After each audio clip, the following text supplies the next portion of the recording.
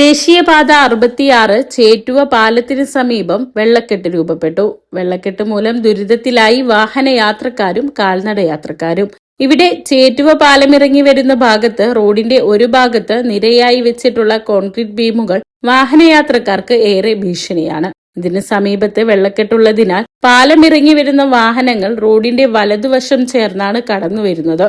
മറുഭാഗത്തു നിന്ന് വരുന്ന വാഹനങ്ങൾ കടന്നു പോകുവാനുള്ള വീതി റോഡിനില്ലാത്തതിനാൽ ഗതാഗതക്കുരുക്കും രൂക്ഷമാണ്.